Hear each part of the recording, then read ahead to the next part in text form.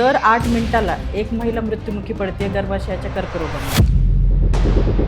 गर्भाशयाचा कर्करोग जो आहे भारतामध्ये द्वितीय क्रमांकावर आहे. Human papilloma virus, non envelope double standard DNA virus आहे हा. पॅप्समियर नावाची एक तपासणी आहे. तसं आपण ती वयाच्या 21 वर्षापासून 65 वर्षापर्यंत देऊ शकतो. HPV वॅक्सिन आम्ही घेतोय तर त्याच्यामुळे मुलींना पुढं चालून मूलबाळ होईल का नाही, ह्या HPV वॅक्सिनमुळे वंध्यत्व येणार नाही आहे. उलट तुम्ही तुमच्या मुलींना एक सुरक्षा कवच देताय. HPV वॅक्सिनेशन करून आपण अजून एक जगासमोर आदर्श घडवून देणार.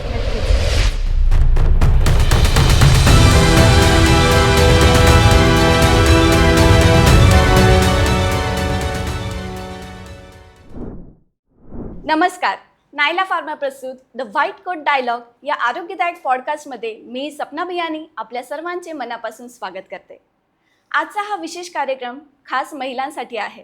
महिला बऱ्याचदा आपल्या हेल्थकडे दुर्लक्ष करतात, पण काही गोष्टी जर वेळेवर लक्ष दिले तर आपण आपलं आयुष्य सुंदर बनवू शकतो. गर्भाशयाच्या मुखाचा कर्करोग आणि प्रतिबंधित लस HPV वॅक्सिनेशन याविषयी आपण आज अधिक माहिती घेऊया आणि याबद्दल असलेले समज गैरसमज यावर चर्चा करूया.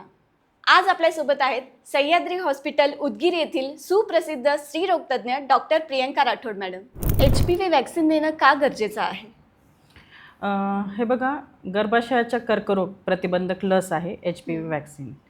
गर्भाशयाचा कर्करोग जो आहे भारतामध्ये द्वितीय क्रमांकावर येतो आणि दर 8 मिनिटाला एक महिला मृत्युमुखी पडते गर्भाशयाच्या कर्करोगामुळे. भारतामध्ये जर सरासरी आपण आकडेवारी बघितली तर दरवर्षी 1,32,000 महिलांना हा कर्करोग होतो, ज्यापैकी 74,000 महिला या मृत्युमुखी पडत आहेत. म्हणजे मृत्यूदर इतका जास्त आहे. आणि गर्भाशयाचं जे कॅन्सर होतं आहे त्याचं मुख्य कारण म्हणजे HPV नावाचा व्हायरस आहे. Human papilloma virus, non envelope double standard DNA virus आहे हा. आणि HPV वॅक्सिन जे आहे ती आपल्याला HPV व्हायरसला प्रिव्हेंट करण्यासाठी मदत करते. अच्छा. त्याच्यामुळे HPV वॅक्सिन जे आहे आपल्याला माहिती आहे, prevention is always better than cure. प्रतिबंध हा उपचारापेक्षा नक्कीच बरा. गर्भाशयाचा कर्करोग होण्यानंतर आपण उपचार घेणं त्यापेक्षा तो प्रतिबंध करता आला तर खूपच चांगलं. बरोबर. तर आपला हेतू हा आहे की HPV वॅक्सिन जर तुम्ही मुलींना दिली, महिलांनी घेतली तर तुम्ही कर्करोग प्रतिबंध करताय. आता हा सर्वायकल कॅन्सर महिलांमध्ये खूप जास्त वाढतोय, तर त्याचे कारण काय असू शकतात? पहिलं मी मुख्य कारण सांगितलं आहे ह्युमन पॅपिलोमा व्हायरस. 80% केसेसमध्ये रिझन हा HPV व्हायरस आहे. पण फक्त हाच एक कारण नाही आहे, बाकी देखील कारणं आहेत. जसं की आनुवंशिकता असते, योनी मार्गातील अस्वच्छता असते, त्याचबरोबर कधीकधी लैंगिक संबंध सुरक्षित नसतात आणि मुख्यत्वे कधीकधी ह्याच्यामध्ये मल्टिपल पार्टनर्स असणं हे देखील एक कारण आहे. पण मोस्ट ऑफ द केसेसमध्ये HPV व्हायरस 80% ऑफ द केसेसमध्ये तेच कारण आहे सर्वायकल कॅन्सर होण्यासाठी. आणि भारत देशामध्ये जसं की आपण बघतोय, वयाची मर्यादा जरी 18 असली तरी अजूनही ग्रामीण भागामध्ये 18 वर्षाच्या आधी लग्न होतात. कमी वयात लग्न होणे, कमी वयात अनेक बाळंतपण होणे हे सुद्धा त्या मुलीला, महिलेला एक्सपोज करते HPV व्हायरसच्या इन्फेक्शनसाठी. तर हे देखील एक महत्त्वाचं कारण आहे. तर हे जे सर्वायकल कॅन्सर होतात तर ते कसं कळतात? त्याची लक्षणं काय असतात? सर्वायकल कॅन्सरची लक्षणं सुरुवातीच्या काळामध्ये पांढरा पदर जाणे, त्याला कधीकधी वास असतो, दुर्गंधी असते की पांढरं चाललंय असं महिलेची कंप्लेन असते. तसंच पाळीमध्ये अतिरक्तस्राव होणे, पाळी वारंवार येणे म्हणजे मध्ये लाल डाग लागत आहेत, संबंधानंतर तिला डाग लागत आहेत, किंवा रजोनिवृत्ती म्हणजे मेनोपॉज आपण म्हणतो की जेव्हा 1 वर्षापेक्षा जास्त कालखंडासाठी पाळी जाते तेव्हा आपण मेनोपॉज आला असं म्हणतो. पण मेनोपॉज नंतर पण जर तिला डाग लागत आहेत, स्पॉटिंग होतं आहे, तर त्यावेळेस आपण लक्ष देणं गरजेचं आहे. स्त्रीरोगतज्ञांचा सल्ला घेणं खूप गरजेचं आहे. हे एक महत्त्वाच्या काही लक्षणं दिसून येतात महिलांमध्ये. आणि जर ॲडव्हान्स स्टेजमध्ये कॅन्सर असेल तर त्यामध्ये लघवीमध्ये रक्तस्राव होणे, वजन कमी होणे अशी लक्षणं दिसतात. तर हा महिलांमध्ये आढळणारा सर्वायकल कॅन्सर याला आपण प्रतिबंध करू शकतो का? हो, नक्कीच. सर्वायकल कॅन्सरला आपण प्रतिबंध करू शकतो. एक तर महत्त्वाचं म्हणजे स्क्रीनिंग करू शकतो आणि दुसरं म्हणजे वॅक्सिनेशन. स्क्रीनिंगमध्ये पॅप्समियर नावाची एक तपासणी आहे. तसं आपण ती वयाच्या 21 वर्षापासून 65 वर्षापर्यंत देऊ शकतो. तरी पण आपण ज्या विवाहित महिला आहेत त्यांना तुम्ही 25 नंतर तरी सुरू करा पॅप्समियर टेस्टिंग असं म्हणतो. आणि दर 3 वर्षांनी टेस्ट करणं अपेक्षित आहे.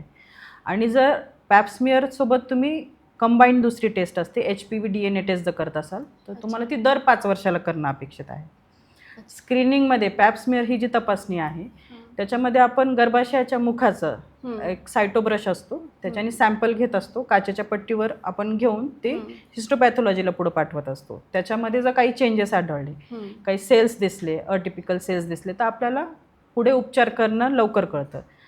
पॅप्समिअर आणि HPV DNA टेस्ट जर तुम्ही कंबाईन केली तर दर 5 वर्षांनी करणं अपेक्षित आहे. आणि 65 वर्षानंतर आपण टेस्टिंग करू नका असं सांगतो की तुम्ही थांबवू शकता. तोपर्यंत तुम्ही टेस्टिंग करत राहणं गरजेचं आहे. वॅक्सिनेट केलं म्हणजे स्क्रीनिंगची गरज नाही आहे असं नाही आहे. तुम्ही वॅक्सिनेट जरी केलं तरी देखील तुम्हाला पॅप्समिअर स्क्रीनिंग करणं आवश्यक आहे. अच्छा. दुसरं म्हणजे HPV वॅक्सिनेशन प्रतिबंध करण्यासाठी सर्वात आता सध्याचं इफेक्टिव्ह जे आहे आपण HPV वॅक्सिनेशन आहे, जे आजच्या आपलं सेशनचं मेन मोटोच ते आहे की HPV वॅक्सिनेशनविषयी सर्वांना आपल्याला माहिती करून द्यायचं आहे. तर HPV वॅक्सिन तुम्ही दिलं तर 95 to 99% ते प्रभावी आहे. अच्छा. तर याचे डोसेस कसे असतात HPV वॅक्सिनेशनचे? किती वयोमर्यादापर्यंत आपण देऊ शकतो आणि त्याचे डोसेस कसे असतात?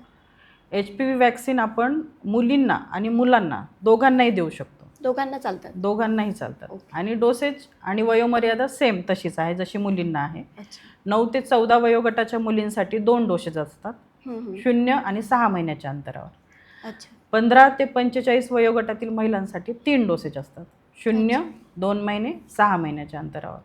त्याचा डोस 0.5 ml असतो. आपण डाव्या दंडावर देतो, लेफ्ट डेल्टॉइड रिजनवर इंट्रामस्क्युलर देत असतो. ओके. तर वॅक्सिन दिल्यावर पण ती टेस्ट करायची म्हणजे आपण त्याला प्रतिबंधित करू शकतो हो न होण्यासाठी.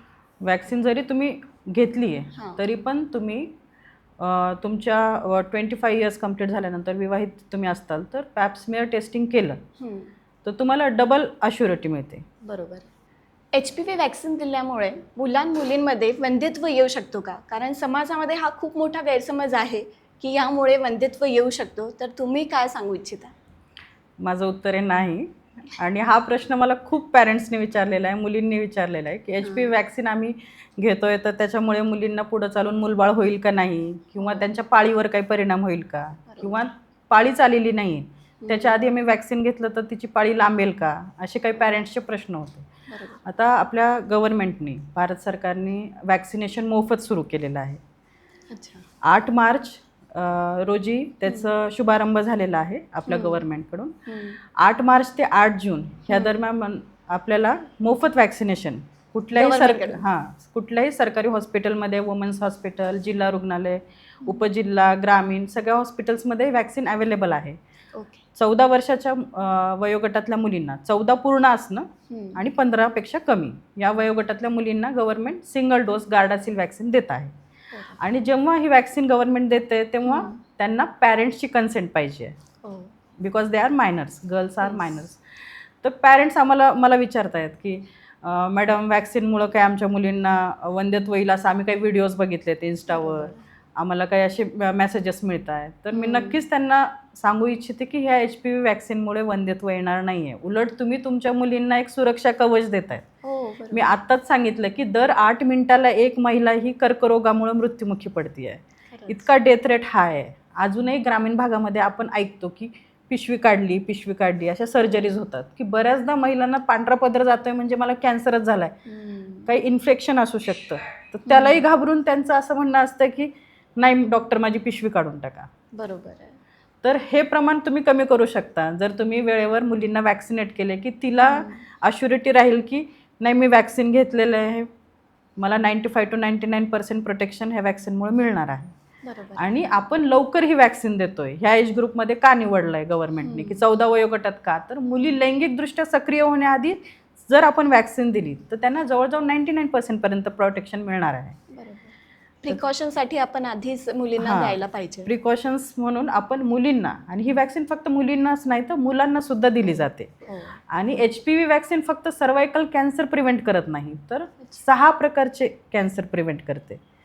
Penile, anal, ओरोफॅरेंजियल, vaginal, वल्वार. म्हणजे तुम्हाला इतक्या सगळ्या गोष्टींपासून प्रिव्हेन्शन मिळणार आहे. आणि HPV व्हायरसचे 100पेक्षा जास्त प्रकार आहेत, पण त्यापैकी HPV टाईप 6, 11, 16 आणि 18 हे महत्त्वाचे व्हायरस आहे की जे आपल्याला कॅन्सर कॉज करतात. त्यातले पण 16 आणि 18 हे मोस्टली सर्वायकल कॅन्सरसाठी रिस्पॉन्सिबल आहे. 6 आणि 11 हे जेनायटल वॉर्डसाठी रिस्पॉन्सिबल आहे. तर तुम्हाला वॅक्सिनमुळे इतके गार्डासिल जी आहे ती क्वाड्रिव्हॅलंट वॅक्सिन आहे. तर 6, 11, 16, 18 ह्या 4 टाईपचे व्हायरसपासून ती आपल्याला प्रोटेक्ट करणार आहे. ओके. तर द्यायलाच पाहिजे मुलींना, आणि ज्यांचं ही वय 65पर्यंत आहे त्यांना वॅक्सिन जरुरी आहे. 45 पर्यंत 45पर्यंत 15 ते 45 वयोगटापर्यंत ही वॅक्सिन तुम्ही देऊ शकता. मी स्वतः ह्या वॅक्सिनचे 3 डोस घेतलेले आहेत. आणि पॅरेंट्सचं असं म्हणणं आहे की वॅक्सिन घेतल्यानंतर माझ्या मुलीला काही त्रास होईल का, तिची एक्झाम आहे, तिला ताप येईल का किंवा हात दुखेल का. तर मी हेच म्हणू इच्छिते की जेव्हा वॅक्सिन घेतो आपण तेव्हा थोडा वेळ हाताला मुंग्या येणं, थोडा वेळ हात जड पडणं याच्या पलीकडं लक्षणं आढळत नाही. मी स्वतः उदगीर गायनॅक सोसायटीमध्ये कार्यरत आहे आणि आम्ही सोसायटीतर्फे 50 मुलींना ही वॅक्सिन स्पॉन्सर केली होती. 2 डोसेज. एक डोसची किंमत 2000, 4000 एका मुलीची वॅक्सिन आम्ही स्पॉन्सर केली. त्याचबरोबर मी स्वयंसेवक एक संस्थेशी निगडीत आहे, इनरव्हील क्लब ऑफ उदगीर. त्यामध्ये 50 मुलींना स्पॉन्सर केलेलं. एकूण आम्ही 100 मुलींना ही वॅक्सिन दिलेली आणि 100 मुलींना जेव्हा आम्ही वॅक्सिनेट केलं तेव्हा कुठल्याही मुलीला कुठलाच त्रास झाला नव्हता की कोणाला चक्कर आली, कोणी चक्कर येऊन पडलं, कोणाला काही हात सुजलाय, ताप आलाय, असं काहीही झालं नव्हतं. म्हणजे मी स्वतः वॅक्सिन दिले. मी माझ्या प्रायव्हेट हॉस्पिटल सह्याद्री हॉस्पिटलला रोज अनेक मुलींना आणि मुलांना देखील हे वॅक्सिन दिलेली. त्याच्यानंतर आम्ही फीडबॅक पण घेतला पॅरेंट्सचा की तुम्हाला मुलांना काही त्रास झाला का. तर त्यांचं म्हणणं आहे की मुलींना कुठलाही त्रास या वॅक्सिन नंतर झालेला नाही. Vaccine is totally safe. तर मला एवढंच म्हणायचं आहे की पॅरेंट्सने घाबरू नका ही वॅक्सिन घेण्यासाठी. त्यांच्या मनामध्ये एवढ्या शंका निर्माण करू नका की मला गंमत म्हणजे असं काही पॅरेंट्स म्हणतात की मॅडम लोकसंख्या नियंत्रणात आणण्यासाठी ही वॅक्सिन सुरू केलेली आहे का. बरोबर आहे. हो की नाही. लोकांमध्ये आमच्या मुलींना पुढं मूलबाळच नाही झालं तर गव्हर्नमेंट असं काही लॉन्च करते का वॅक्सिन की लोकसंख्या नियंत्रणात आणण्यासाठी आमच्या मुलींना इनफर्टाईल करायचं वगैरे काही चालू आहे का. म्हणजे इथपर्यंत गैरसमज सोसायटीमध्ये आहेत. आणि ग्रामीण भागामध्ये पॅरेंट्सला कन्व्हिन्स करणं खूप अवघड आहे की वॅक्सिन तुम्ही घ्या, ह्याचं काही साईड इफेक्ट होणार नाही. आपण कोविडमध्ये पण जेव्हा वॅक्सिनेशन सुरू झालं होतं तेव्हाही खूप आपल्यामध्ये गैरसमज होते. आणि भारत हा पहिला देश होता की ज्यांनी वॅक्सिन शोधून काढली होती. आणि त्यावेळेसही लोक म्हणायचे की इतकी मोठी लोकसंख्या आहे, कसं वॅक्सिनेट करणार आहेत. आणि आपण करून दाखवलं होतं. सगळ्या जगाला एक आदर्श घडवून दिला होता. आणि मला असं वाटतं की HPV वॅक्सिनेशन करून आपण अजून एक जगासमोर आदर्श घडवून देणार. नक्कीच. तर या वॅक्सिनेशनमुळे काही साईड इफेक्ट नाहीये मुलांना. अतिशय सौम्य प्रकारचं जर काही असेल तरी की हात दुखणे, लालसर होणे, तेवढ्यासाठी लाईफ टाइम असं काही साईड इफेक्ट नाहीये. तरी मी तुम्हाला मुलींना म्हणत असते की एखादी पॅरासिटामॉलची गोळी त्यांच्याकडे देत असते की तुम्हाला काही जर फार त्रास झाला तुम्ही एक साधी पॅरासिटामॉल घेऊ शकता. ओके. तर तुम्ही काही या वॅक्सिनबद्दल आमच्या व्ह्युअर्सला मेसेज देऊ इच्छिता? मी सर्वांना हेच सांगू इच्छिते की आपल्याला आपल्या मुलं खूप प्रिय आहेत. आपण त्यांचे सगळे हट्ट मान्य करतो. मुलगी म्हटली मला मोबाईल घेऊन देतो. मुलगा म्हटला मला बाईक घेऊन द्या, मला सायकल घेऊन द्या, आपण घेऊन देतो. तुम्ही त्याच्या बर्थडेला गिफ्ट घेण्यापेक्षा त्याला वॅक्सिनेट करा, जे त्याला लाईफ टाइम त्याला चांगलं राहील. त्याची खरोखर लाईफ वाढेल, त्याचं आयुष्य वाढेल. आपण बर्थडेला हेच विश करतो की माझ्या मुलीचं आयुष्य दीर्घायुष्य व्हावं. तर मी असं म्हणेल त्यांना की तुम्ही ही वॅक्सिन द्या, त्यांचं खरंच आयुष्य वाढेल. तो त्यांच्यासाठी मेन गिफ्ट राहील लाईफ टाइम. मला वाटतं की तेच बेस्ट बर्थडे गिफ्ट असेल त्यांच्यासाठी. नक्कीच मॅडम. HPV वॅक्सिन जी आलेली आहे भारतामध्ये ती किती सुरक्षित आहे? HPV वॅक्सिन ही अचानक आलेली नाही आहे. 2006 मध्ये ही जगभर आलेली आहे. भारतामध्ये 2008 मध्ये आलेली आहे. आणि ही अचानक आलेली नाही आहे. 500 दशलक्ष ट्रायल्स झालेले आहेत. 500 मिलियन ट्रायल्स झाल्यानंतर ती आपल्यापर्यंत आलेली. अच्छा. तर त्याच्यामुळे मी ही अश्युरिटी देऊ शकते की वॅक्सिन इज टोटली सेफ आहे. आणि द्यायलाच पाहिजे आपल्या मुलींना त्यांच्या. नक्कीच द्यायलाच पाहिजे. आपण आपल्या कुटुंबाची काळजी तर घेतच आहात, पण मी म्हणेल की आपण स्वतःचीही काळजी घ्या. कारण सेल्फ केअर म्हणजे फक्त ब्युटी नाही तर आपली हेल्थसुद्धा आहे. तर आजच या चॅनलला सबस्क्राईब करा आणि बेल आयकॉनवर टिक करा, जेणेकरून पुढच्या आरोग्यदायक व्हिडिओसाठी तुम्हाला अपडेट मिळत राहतील. तर हा व्हिडिओ आपल्याला कसा वाटला आत्ताच कमेंट करा आणि लाईक आणि शेअर करायला विसरू नका. धन्यवाद.